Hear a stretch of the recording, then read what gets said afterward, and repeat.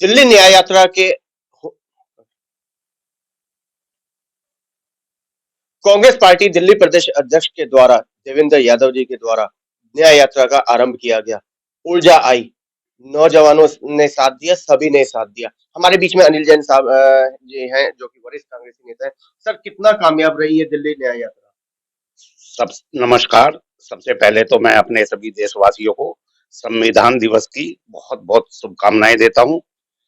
और जहां तक न्याय यात्रा का सवाल है, न्याय यात्रा बहुत सफल चल रही है, अभी भी चल रही है और ये जारी रहेगी। इससे वैसा ही फायदा होगा जैसे राहुल जी ने अपनी जो है एक भारत यात्रा चलाई थी, भारत जोड़ो यात्रा चलाई थी। उसी प्रकार से दिल्ली में ये न्याय यात्रा भी बहुत सक्सेसफुल रहेगी। क्या क्या माना जाए, क्या नए लोग जोड़ पाए इस न्याय यात्रा के अंदर हम लोग? मैं आपको बता दूं, नए जो आजकल का युवा वर्ग है दोबारा से कांग्रेस की तरफ आ रहा है। कल ही दिल्ली विश्वविद्यालय का जो रिजल्ट आया है उसमें अध्यक्ष पद के लिए और ज्वाइंट सेक्रेटरी पद के लिए एनएसयूआई के छात्र संघ की जो इकाई है उसने सफलता प्राप्त की है। मेरी उनको भी बहुत बहुत शुभकामनाएं आपके चैनल के माध्यम से।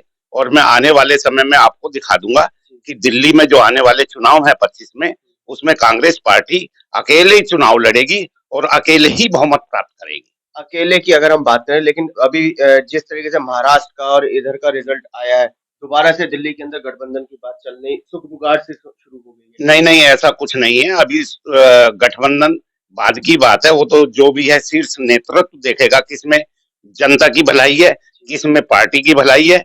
अगर कोई ऐसा भी होता है तो वो जनता के हित में ही निर्णय लिया जाएगा, वो किसी अहित में कोई निर्णय नहीं लिया जाएगा। जी, अगर हम बात करें दिल्ली यूनिवर्सिटी की, तो दिल्ली यूनिवर्सिटी में ये 7 साल बाद ये सौभाग्य फिर से प्राप्त हुआ है। बिल्कुल बिल्कुल। और आगे भी आप देखना कि एनएसयूआई जो है दिल्ली विश्वविद्यालय में चारों सीटों पर कब्जा करेगी। आपके सामने ये आखिर क्या, क्यों ये परिवर्तन हुआ? नौजवान आखिर क्यों कांग्रेस की तरफ वापसी आना चाह रहा है? ये सबको मालूम है कि भारतीय जनता पार्टी जो है इसकी कहनी और करनी में बहुत अंतर है। जो इनका एक पहले लोग बाग समझते थे कि मोटिव ये है कि ये बहुत ईमानदार हैं। लोगों ने 10 साल में देख लिया कि ये कहते कुछ है करते कुछ है। और आज युवा बहुत समझदार हो गया है। युवा तो समझदार हो भी गया है, चाहे वो अनपढ़ भी है, वो पहले वोट देने से पहले एक दिमाग लगाता है। आप सीधा सीधा इशारा रोजगार पे करना चाह रहे हैं, लेकिन मोदी सरकार कहती है आत्मनिर्भर बनो। आत्मनिर्भर तो जब होंगे जब रोजगार होगा। बिना रोजगार के आत्मनिर्भर कौन बन जाएगा? हर किसी को सरकारी नौकरी नहीं मिल सकती, सरकार कहती है। सरकारी नौकरी ना मिले, सरकारी नौकरी ना मिले, सरकारी नौकरी की तो अपनी एक सीमाएं हैं, लेकिन रोजगार तो हर व्यक्ति का एक अपना हक है। रोजगार तो मिलना चाहिए ना। क्या आपको ओला उबर के अंदर जो लड़के या लड़कियां काम कर रही है वो रोजगार नजर नहीं आता? अमेज़न फ्लिपकार्ट पे रोजगार नजर नहीं आता? वो रोजगार नहीं, वो तो एक मजदूरी है। मजदूरी पूरा रोजगार नहीं है, वो तो एक पेट भरने वाली बात है। रोजगार ये होता है कि आदमी काम भी करे और कुछ बचत भी करे।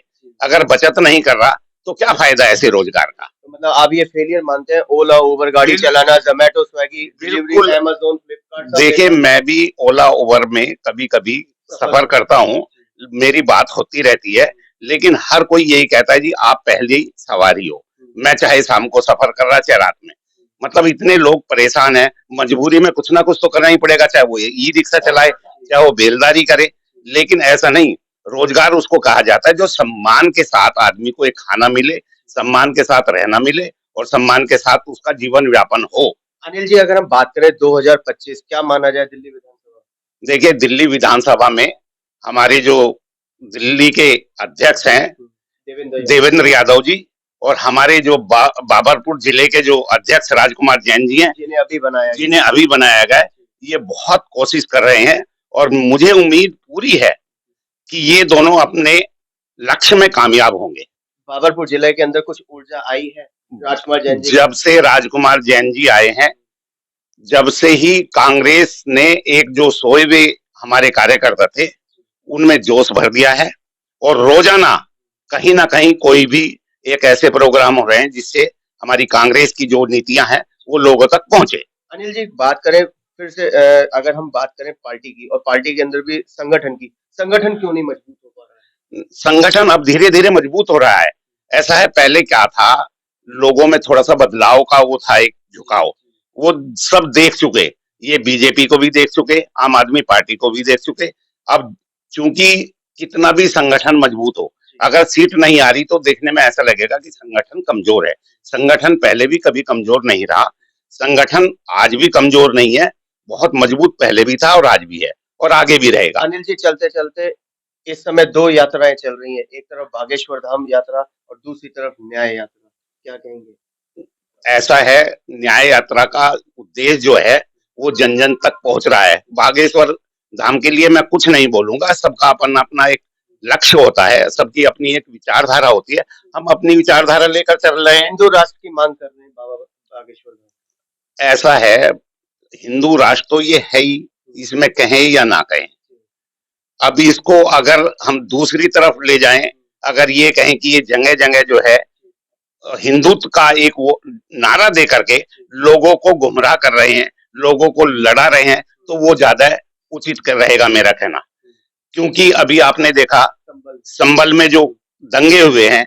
अब एक बात बताइए कि खामखा अब इतने साल हो गए, आपने कोई मंदिर बनाना है, नया मंदिर बनाओ ना, एक मस्जिद को क्यों तोड़ रहे हो आप? मस्जिद के लिए हर जगह की ये मस्जिद जो है मंदिर है। अब ऐसे तो मैं जैन हूं और मैं भी कहने लगूं कि हमारे हिसाब से बहुत सारी जो है जैन मंदिरों को हटा के जो है सनातन मंदिर बना दिए गए। अब उसका क्या हिसाब है? उसका तो कोई वो नहीं है। ठीक है, आप चैलेंज कर रहे हैं या उसका प्रमाण? नहीं, मैं प्रमाण के सहित कह रहा हूँ, बिल्कुल प्रमाण है। इस बात को जो है हिंदुस्तान की सरकार ने भी माना है। बहुत बड़े बड़े मंदिर ऐसे हैं सनातन के जो जैन मंदिर थे। आपको मैं यहीं का बताऊं, ये बद्रीनाथ का जो मंदिर है, उसमें हमारे नेमिनाथ भगवान का मंदिर है, वो आदिनाथ भगवान का, आदिनाथ भगवान का। और जो इसका है मंदिर, जो क्या बोलते हैं, एक उधर नहीं है साउथ में, वो मंदिर हमारे नेमिनाथ भगवान का मंदिर है। तो ऐसी बात नहीं है, लेकिन हम लड़ाई नहीं लड़ते। हम ठीक है, पता नहीं क्या है क्या नहीं, एक लोगों के कहे पे हमें भी यही पता है और हमने देखा तो है नहीं। क्योंकि ये भारत है, प्रेम भाव से रहता है, बस बस और बस रहना चाहता है। बिल्कुल। सभी को मिलजुल के रहना चाहिए। जो आज की स्थिति है उसे हमें कबूल करना चाहिए और उसी के हिसाब से आगे अपना काम करना चाहिए। अनिल जी, क्या लगता है दिल्ली विधानसभा के अंदर इस बार परिवर्तन होके रहेगा? दिल्ली के अंदर परिवर्तन नहीं, दिल्ली विधानसभा में अब की बार कांग्रेस पार्टी अपनी सरकार बनाने जा रही है। ये मैं आज आपको कह रहा हूं। आप याद रखना कि दिल्ली में कांग्रेस की सरकार आने वाली है। लेकिन कह रहे हैं कि केजरीवाल फिर से। केजरीवाल को तो अब आप जो है बिल्कुल एकदम नील मान लो, क्योंकि केजरीवाल को जनता ने बहुत अच्छी तरीके से देख लिया। केजरीवाल अब नहीं आने वाले।